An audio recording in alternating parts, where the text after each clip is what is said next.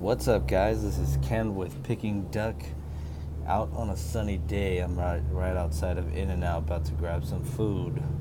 But just wanted to talk to you guys today um, about the deal that never went through with Picking Duck. When we were about to get bought out, but it actually never happened. So at the time, we were self-funded, and there was 5 of us on the team, but nobody was actually full-time.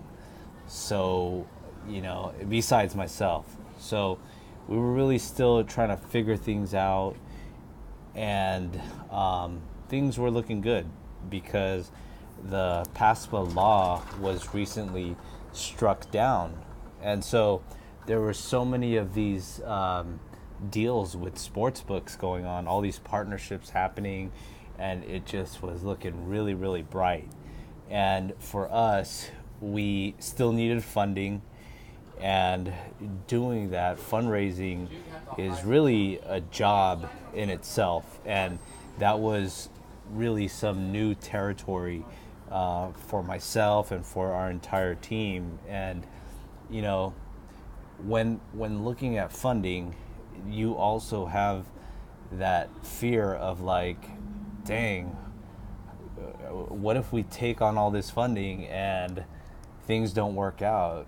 So there's you have, within yourself, you're battling this fear of like that fear of taking on so much capital, because once you do have investors in it, now you're responsible to them.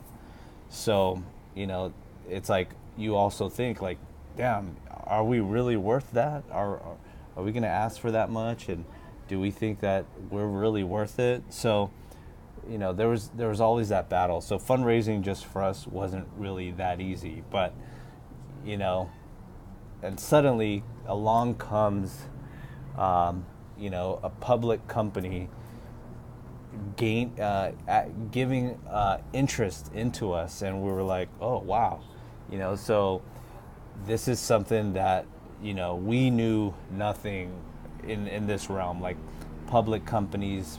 It was a penny stock company, but there was like things like stocks and shares and investing. I kind of understood it, but like not to the extent that we needed to if we were going to be bought out by them. So what we had to do was we really had to learn more. So I did my research, and all of us, we talked more and more about it.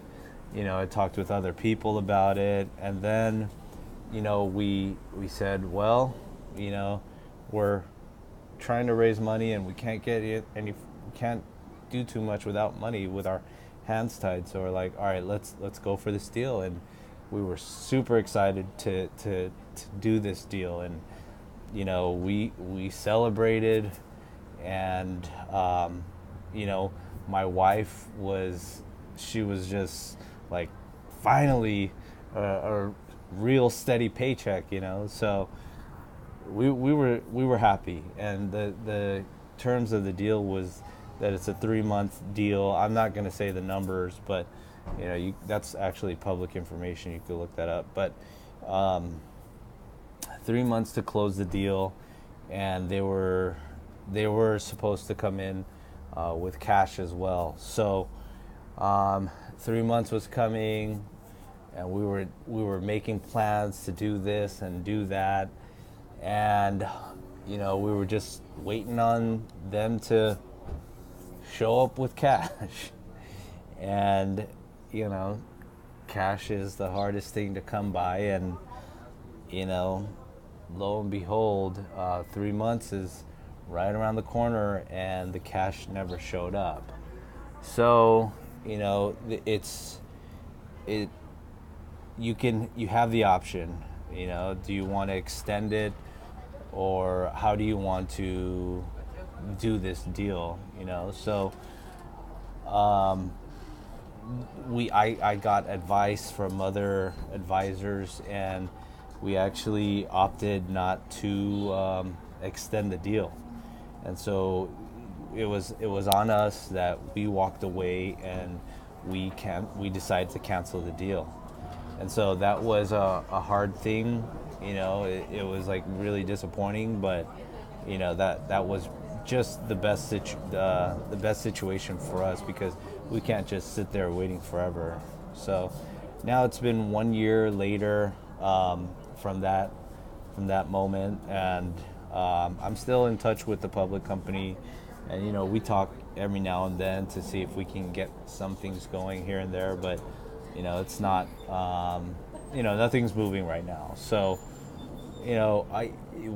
I'm still in the case where I still need more capital, and of course businesses always need capital to continue to grow. So but from that moment, since then I've gained a lot of clarity into what needs to happen in this business, and where it needs to go, because we went from a really high with my entire team, and then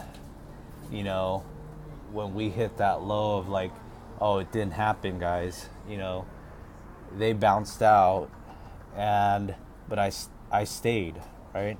And so one of the things in this game, in business, there's ups and downs.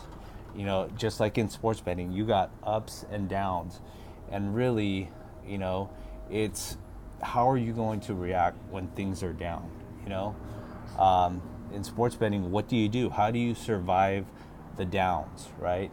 So those are the scary parts, those are the scary times when, like, you can just quit, right? But hey, nobody quits sports betting, right? That's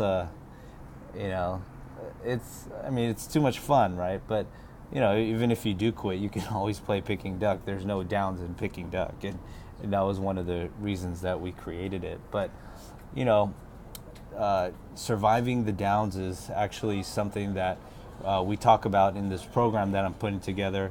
So I mentioned to you guys that I'm working with some of the guys in the industry. We're putting this program together to help you, teach you more about sports betting, help you make better decisions as a sports bettor. And so these are some of the topics that we'll be going over. So keep an eye out for that. That's all I wanted to share with you guys today. And it's Memorial Day today. So have a good one. Thanks, guys.